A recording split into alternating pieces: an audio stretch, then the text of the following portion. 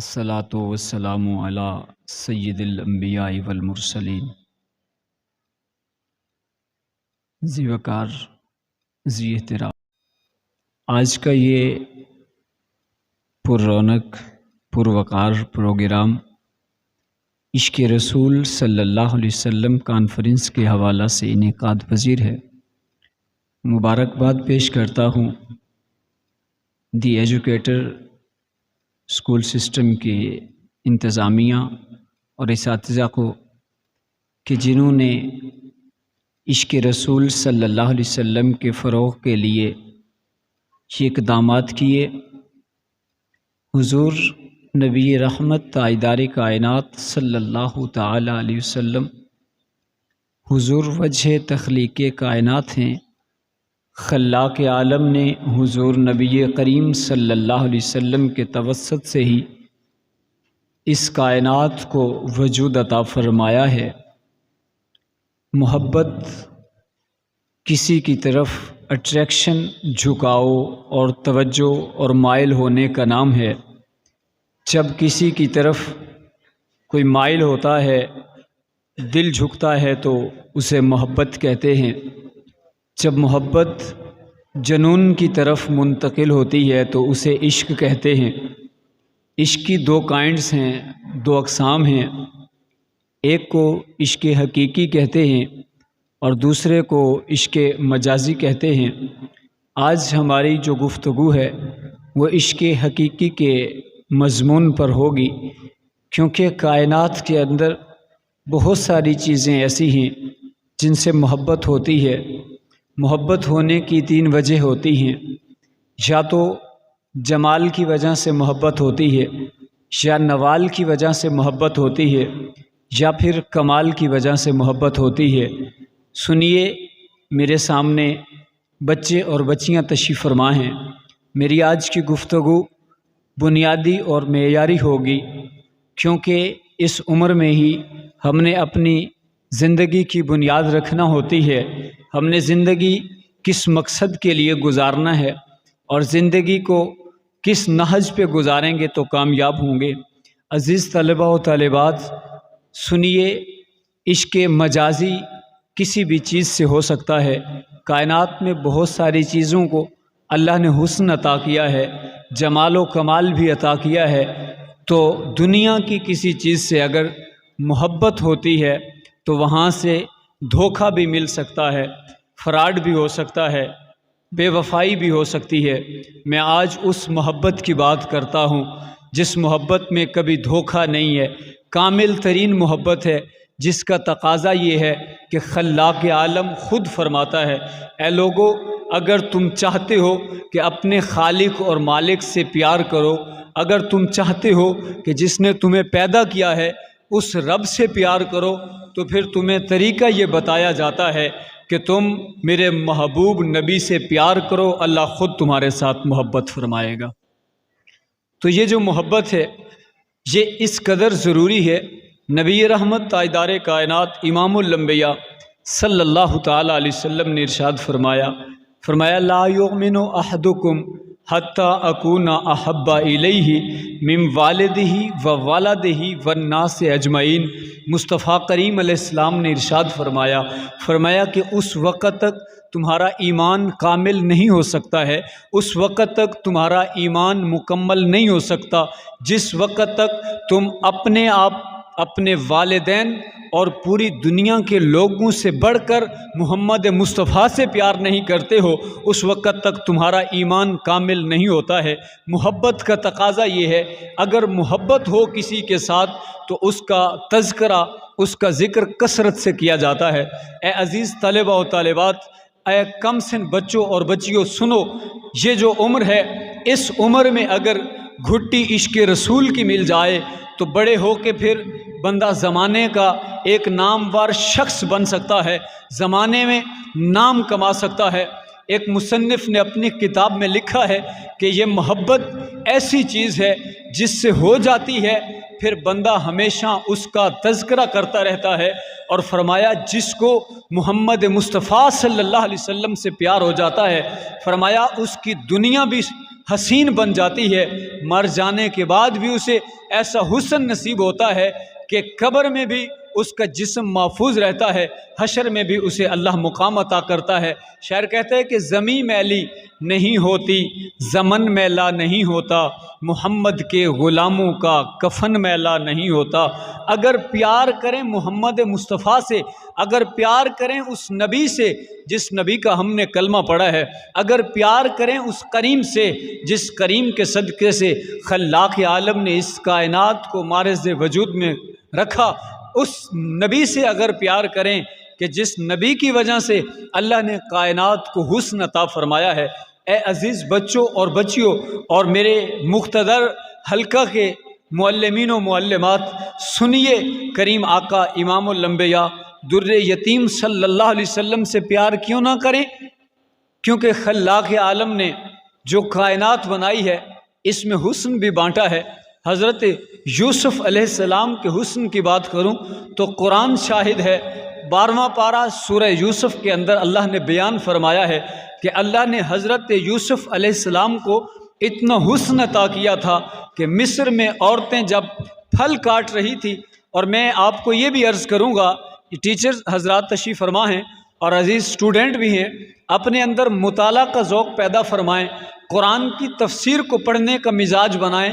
جب قرآن کی تفسیر پڑھیں گے تو آپ کو پتہ چلے گا کہ ہم دنیا پہ کیوں آئے، ہمیں زندگی گزارنی کس طرح چاہیے۔ آپ بڑے ہوں گے، بڑے ہو کے آپ معاشرے کے معمار بنیں گے تو سب سے پہلے ضرورت اس امر کی ہے کہ قائد اور لیڈر کو سب سے پہلے کامیاب زندگی گزارنے کا پتہ ہونا چاہیے۔ قرآن کی تفسیر جب آپ پڑھیں گے تو آپ کو پتہ چل جائے گا کہ حضرت یوسف علیہ السلام کو اللہ نے حسن اتنا عطا کیا تھا کہ مصر میں عورتیں جب پھل کاٹ رہی تھیں تو حضرت یوسف سامنے سے گزرے تھے تو عورتیں اس طرح حسن میں مگن ہوئی تھیں کہ حضرت یوسف کو دیکھتے انگلیاں کاٹ بیٹھی تھیں، پتہ نہ چلا کہ کیا کچھ ہو رہا ہے۔ تو حضور کو اللہ نے اتنا حسن عطا کیا، اتنا جمال عطا کیا کہ مصر میں تو عورتوں نے انگلیاں کاٹی تھیں، عرب میں لوگ گردنیں کٹاتے تھے مصطفیٰ کے نام پہ، پیار اس قدر تھا۔ کیونکہ بچے ہیں اکثر، تو میں ایک واقعہ کاؤنٹ کرنا چاہتا ہوں، صحیح روایت ہے۔ ایک موقع پہ ایک ماں بیٹھی اپنے چھوٹے چھوٹے 2 بچوں کو ایک طرف بٹھا کے سبق یاد کروا رہی تھی۔ کہتی ہے بچوں یاد رکھو جس نبی کا ہم نے کلمہ پڑھا ہے وہ کائنات کا سردار ہے، امام الانبیاء ہے، اسی کے صدقے سے ہی اللہ نے اس کائنات کو وجود عطا کیا ہے۔ ایک بچہ جس کی عمر 9 سال ہے، دوسرا بچہ جس کی عمر 11 سال ہے، یہ دونوں بچے اپنی ماں سے سبق سیکھ رہے ہیں۔ آج کل کی ماؤں کو بھی یہ چاہیے کہ اس طرح کے بچے پیدا کر کے معاشرے کو دیں کہ جو چور اور ڈکیٹ نہ ہوں بلکہ معاشرے میں امن کے قیام کے لیے زندگی بسر کرنے والے ہوں۔ تو وہ ماں جس نے 9 سال اور 11 سال کی عمر میں بچوں کو یہ سبق پڑھایا، اس سبق میں جو اہم بات تھی وہ یہ تھی، ماں کہتی ہے اے میرے بچوں سنو، تمہیں جو سانسیں ملی ہیں یہ مصطفیٰ کے صدقے سے ملی ہیں، اور آج کچھ لوگ ایسے ہیں جو ہمارے نبی کو سب و شتم کرتے ہیں، گالیاں دیتے ہیں، ہمارے نبی کی تحقیر کرتے ہیں۔ اے بچوں سن لو، میں نے تب تک تمہیں معاف نہیں کرنا جب تک تم اپنے نبی کی عزت کی حفاظت نہیں کرو گے، میں نے تب تک تمہیں معاف نہیں کرنا جب تک تم اپنے نبی سے پیار میں اس قدر نہ بڑھ جاؤ کہ تمہاری گردنیں مصطفیٰ کے نام پہ کٹ جائیں۔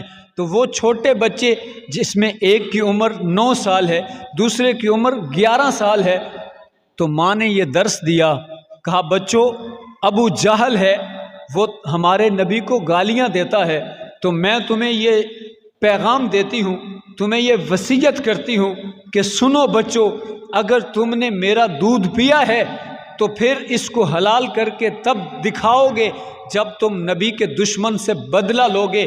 وہ چھوٹے بچے میدان جہاد میں آتے ہیں، حضور نبی رحمت تاجدار کائنات صلی اللہ علیہ وسلم کے غلاموں، حضور کا کلمہ پڑھنے والوں، میرے سامنے اکثر بچے اور بچیاں ایسے ہیں جن کی عمریں 9 سے 11، 15 اور 20 سال ہیں۔ آپ اور میں یہ سوچتے ہیں کہ یہ کام جو ہے یہ کوئی اور کرے گا، ہمارا کام تو صرف یہی ہے کہ ہم سکول آئیں، پڑھ کے چلے جائیں اور پھر گھر کے کام کاج کریں، پھر اگلے دن پھر سکول آئیں اور پھر اسباق پڑھ کے چلے جائیں۔ ہم نے تو صرف ڈگریاں لینا ہی مقصود بنا رکھا ہے۔ سنیے ان بچوں نے کیا کیا، وہ میدان جہاد میں آئے۔ حضرت عبد الرحمن کہتے ہیں جب صف بندی ہوئی، میرے ایک طرف 9 سال کا بچہ کھڑا تھا، دوسری طرف 11 سال کا بچہ کھڑا تھا، تو ایک بچے نے میرا ہاتھ تھاما اور کہا اے چچا مجھے بتاؤ ابو جہل کو جانتے ہو؟ کہتے ہیں میں نے کہا بیٹے میں ابو جہل کو تو جانتا ہوں، مگر تم اس کا کیوں پوچھتے ہو؟ وہ ظالموں کا سردار ہے، وہ جہلاء کا سردار ہے، یہ جو لشکر جرار سامنے ہے اس کا سردار ابو جہل ہے، اور تم چھوٹے بچے ہو، ابھی تمہاری عمریں بچپنے کی ہیں، تو تم اس کا کیوں پوچھتے ہو؟ اے عزیز بچوں اور بچیوں سنو، ان بچوں نے جواب کیا دیا؟ وہ کہتے ہیں کہ ہمیں جس نبی سے پیار ہے، لوگ ہمارے نبی کی دشمنی میں ہمارے نبی کو گالیاں دیتے ہیں تو ہم ان سے بدلہ لینا چاہتے ہیں، اپنے نبی سے پیار اور وفا کا یہ عہد کرنے کے لیے آج ہم میدان جہاد میں ہیں۔ تو حضرت عبد الرحمن کہتے ہیں یہ بات ابھی ختم ہوئی تھی تو دوسری طرف بائیں طرف کھڑا بچہ جس کی عمر 11 سال تھی وہ مجھ سے کہنے لگا چاچو جلدی کرو، ہمیں ابو جہل کا پتہ بتاؤ، ہمیں دکھاؤ ابو جہل کون ہے، ہم بدلہ لینے کے لیے جانا چاہتے ہیں۔ حضرت عبد الرحمن کہتے ہیں یہ کوئی آج کی کہانی نہیں ہے، یہ 1400 سال پہلے کی بات کر رہا ہوں، اور یہ کوئی آج کرکٹ اور والی بال کے میدان کی بات نہیں ہے۔ آج ہمارے بچوں نے تو فیس بک اور یوٹیوب سیکھا ہے، سنو اس وقت کے بچوں نے کیا سیکھا تھا۔ اس وقت کے بچے کہاں کھڑے تھے؟ بازار میں نہیں تھے، میدان جہاد میں تھے، جہاں دوسری طرف تیر و تلوار تھی، لشکر جرار تھا، اسلام کے دشمن کھڑے تھے اور ابو جہل کے ساتھی کھڑے تھے۔ تو ان بچوں نے بغیر کسی خوف و خطر کے، کیونکہ سینے میں عشق رسول تھا اور ماں نے حضور کی محبت کی گھٹی پلا کے بھیجا تھا، تو وہ بچے کہتے ہیں اے چچا جلدی بتاؤ ابو جہل کون ہے، ہم اپنے نبی سے پیار کرتے ہیں، اپنے نبی کی محبت میں ہم نبی کے دشمن سے بدلہ لینا چاہتے ہیں۔ تو سنو بچوں، حضرت عبد الرحمن کہتے ہیں کہ میرے دل میں یہ خیال آ رہا تھا کہ کاش میرے یمین و یسار یعنی دائیں اور بائیں نوجوان ہوتے، جو سپہ سالار ہوتے، جو کڑیل جوان ہوتے، تو میدان جہاد میں لڑتے ہوئے ہم ایک دوسرے کی مدد کرتے۔ یہ بچے کیا کریں گے؟ تو حضرت عبد الرحمن کہتے ہیں کہ ان بچوں کو یہی باتیں میں سمجھا رہا تھا کہ تم ابھی بچے ہو، میدان جہاد میں تم کیا کر سکتے ہو۔ اتنے میں ابو جہل گھوڑے پہ سوار سامنے سے گزرا، تو میں نے ہاتھ کے اشارے سے بچوں کو بتایا اے بیٹے وہ دیکھو وہ سامنے ابو جہل گزر رہا ہے۔ تو یہ بات کرنا تھی۔ وہ بچے 9 سال اور 11 سال کی عمر میں ان کے کاندھوں پہ تلواریں لٹکی ہوا تھی اور وہ چلے اس قدر، آپ فرماتے ہیں کہ ان کے قد چھوٹے تھے، عمر تھوڑی تھی، قد چھوٹے تھے، تلواریں لمبی تھی۔ وہ جب دوڑے تو تلواریں زمین پہ گھسیٹتی ہوئی گرد و غبار اڑا رہی تھی۔ کہتے ہیں کہ میری آنکھوں سے آنسو ٹپک رہے تھے کہ یہ بھی حضور کی محبت ہے، عمر اتنی نہیں ہے مگر جذبہ اتنا ہے کہ حضور کے نام پہ قربان ہونے کے لیے چل پڑے ہیں۔ آپ فرماتے ہیں کہ وہ بچے دوڑے، ابو جہل کے گھوڑے کی ٹانگ پہ ایک نے وار کیا، دوسرے نے ابو جہل کی ٹانگ پہ وار کیا۔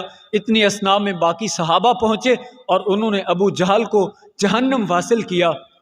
تو سنیے ابو جہل نے ایک بیٹے کے، ایک لڑکے کے، ایک بچے کے بازو کے اوپر وار کیا تلوار کا، بازو کٹ کے لٹک رہا تھا۔ عشق رسول کی تڑپ اتنی تھی کہ وہ بچہ وہ لٹکتا ہوا بازو برداشت نہ کر سکا کہ حضور کی عزت اور ناموس کے لیے، حضور کی محبت کے پیغام کو عام کرنے کے لیے، حضور کی ختم نبوت کے اوپر محافظت کرتے ہوئے وہ بچہ کہتا ہے یہ لٹکتا ہوا بازو پاؤں کے نیچے دیا اور جھٹک کے اس کو دور کر دیا، کہا یہ رکاوٹ نہ بنے۔ عزیز بچوں اور بچیوں، یہ میں نے جو واقعہ آپ کی خدمت میں عرض کیا ہے یہ واقعہ میدان جہاد کا واقعہ ہے، اور عمریں ان لوگوں کی 9 سے 11 سال۔ ایک کا نام معاذ ہے دوسرے کا نام معوذ ہے، وہ میرے حضور سے پیار کرنے والے جنہوں نے اپنی زندگیاں رسول اللہ کے نام کر دی تھیں۔ وہاں تو میدان جہاد سجتا تھا، وہاں لڑائیاں ہوتی تھیں، تو اس وقت ضرورت تھی۔ آج میدان جہاد میں تو ہمیں نہیں جانا پڑتا۔ میرے لیے، ان حضرات کے لیے اور آپ عزیز بچوں اور بچیوں کے لیے آج کے اس درس میں، اس کانفرنس میں پیغام یہ ہے کہ ہماری زندگی جو ہے یہ حضور صلی اللہ علیہ وسلم کے نقش قدم پہ گزرنی چاہیے۔ اللہ قرآن میں فرماتا ہے لَقَدْ كَانَ لَكُمْ فِي رَسُولِ اللَّهِ أُسْوَةٌ حَسَنَةٌ، اے لوگو تمہارے لیے تمہارے رسول کی زندگی بہترین نمونہ ہے۔ آؤ عزیز ساتھیو، آج سے تہیہ کرتے ہیں کہ ہم اپنی زندگیوں کے رخ بدل کے کسی انگریز کو فالو نہیں کریں گے۔ ہم غلام ہیں محمد مصطفیٰ کے، ہم انہیں فالو کریں گے اور ان کے بتائے ہوئے طریقے کے مطابق زندگی بسر کرتے ہوئے ہم کامیاب زندگی کی طرف جائیں گے۔ سنو عزیز طلبہ اور طالبات، میں آپ کے سامنے ایک ایسے جوان کا واقعہ رکھنا چاہتا ہوں جو سکولوں، کالجوں اور یونیورسٹیوں میں پڑھ کر بھی اتنا مقام پیدا کرتے ہیں کہ ان سے جب سوال ہوتا ہے کہ بتاؤ تم جو بات کرتے ہو وہ اثر کرتی ہے، دلوں میں اتر جاتی ہے، بتاؤ تم نے کیا وظیفہ کیا ہے؟ تو جواب ملتا ہے میں نے حضور کی ذات پہ 1 کروڑ مرتبہ حضور کی ذات پہ درود پڑھا ہے، تو اللہ نے کلام میں یہ چاشنی عطا کی ہے۔ وہ بندہ کون تھا جس سے سوال ہو رہا ہے اور وہ یہ جواب دے رہے ہیں؟ اس کا نام ڈاکٹر علامہ محمد اقبال ہے، جسے سب سے پہلے سکولوں میں پڑھایا جاتا ہے، جس نے پاکستان بنانے میں کردار ادا کیا تھا۔ اس کا نام ڈاکٹر علامہ محمد اقبال تھا۔ چہرے پہ داڑھی تو نہیں تھی، مگر سینے میں عشق رسول اس قدر تھا کہ حضور کی ذات سے اس قدر پیار تھا کہ یورپ میں تعلیم حاصل کی، اس ماحول میں تعلیم حاصل کی جہاں پہ عورت اور مرد ایک ہی میدان میں کھڑا ہوتے ہیں، جہاں پردے کا کوئی اہتمام نہیں ہوتا، جہاں اسلام کی تعلیم نہیں ہے۔ وہاں سے تعلیم حاصل کرنے کے بعد جب پاکستان لوٹتے ہیں تو وہ اس بات کا اظہار کرتے ہیں کہ میں نے وہاں سے تعلیم حاصل کی ہے، یورپ کا ماحول مجھ کے اوپر اثر انداز نہ ہو سکا، مجھے نہ بدل سکا، کیونکہ میرے سینے کے اندر محمد مصطفیٰ کی محبت تھی۔ تو یہ محبت ہی انسان کی کامیابی کا راز ہے۔ آؤ آج سے عزم کرتے ہیں کہ اس نبی سے پیار کریں گے جس نبی کے صدقے سے اللہ نے کائنات بنائی ہے۔ اور پیار کیا ہے؟ نعرے تو لگائے جاتے ہیں، میرے چھوٹے چھوٹے بچوں کو بھی یاد ہوگا کہ غلامی رسول میں موت بھی قبول ہے۔ یہ نعرے ہم نے یاد کیے ہیں۔ عملی طور پہ کیا ہے؟ حضور کی محبت یہ ہے کہ ہمارے بچے بھی، بوڑھے بھی یہی زبان کے اوپر تذکرہ حضور کا لائیں۔ اگر آپ کو کسی ٹیچر سے محبت ہے تو آپ اکثر اس کی اداؤں کا تذکرہ کرتے ہوں گے کہ میرے فلاں استاد اس طرح سے بولتے ہیں، اس طرح سے بیٹھتے ہیں، ان کا چال چلن یہ ہے، انداز گفتگو یہ ہے، وہ جب لیکچر دیتے ہیں تو اس انداز سے، جس سے محبت ہوتی ہے اس کا تذکرہ کیا جاتا ہے۔ اگر ہمیں محبت اپنے حضور سے ہے، اپنے کریم نبی سے ہے، تو آج سے عزم کرتے ہیں کہ ہماری زبانوں پہ تذکرہ اس حضور کا ہوگا۔ ہم آج سے عزم کرتے ہیں کہ اپنی زندگیوں کے جو رخ ہیں ہم حضور علیہ السلام کی بتائے ہوئے سیرت کے مطابق، حضور علیہ السلام کے طریقہ کے مطابق کریں گے۔ اور آخری بات عرض کر کے گفتگو کو وائنڈ اپ کر رہا ہوں، سنیے، ان جملوں کے اوپر توجہ کریں۔ میری عزیز بہنیں بھی ہیں، میرے بھائی بھی تشریف فرما ہیں، گریجویٹ لوگ موجود ہیں۔ میرے لیے یہ سعادت کی بات ہے کہ میں آپ جیسے عظیم لوگوں میں آج حضور کی محبت کی بات کر رہا ہوں۔ سنیے، نبی علیہ الصلوۃ والسلام سے محبت ایمان کا حصہ ہے۔ حضور نبی کریم صلی اللہ علیہ وسلم اس دنیا پہ ابھی تشریف نہیں لائے تھے، حضور علیہ الصلوۃ والسلام کی بعثت ابھی نہیں ہوئی تھی۔ حضور کا تذکرہ پہلے بھی تھا، حضور علیہ السلام کی بعثت کے بعد بھی حضور کا تذکرہ ہے، قیامت تک اور قیامت کے بعد تک حضور کا تذکرہ رہے گا۔ تو آئیے، ہمیں بھی چاہیے کہ ہم بھی حضور کا ذکر کریں۔ نعت حضور کا ذکر ہے، گفتگو سرکار کی محبت میں ہو تو حضور کا ذکر ہے۔ کریم پروردگار کی بارگاہ میں دعا ہے کہ مالک اس ادارے کو دن دگنی رات چگنی ترقی عطا فرمائے۔ میں شکر گزار ہوں جناب محترم رانا بابر صاحب کا، جنہوں نے موقع عطا کیا کہ میں آپ سے حضور کی محبت کی بات کر سکوں۔ بس انہی الفاظ کے ساتھ ہی آپ کا شکریہ ادا کرتے ہوئے رب کی بارگاہ میں دعا گو ہوں کہ مالک آپ سب کو، ہمیں حضور کی محبت صلی اللہ علیہ وسلم نصیب فرمائے اور ہم سب کو پوری زندگی حضور کی سیرت طیبہ کے مطابق گزارنے کی توفیق عظیم عطا فرمائے۔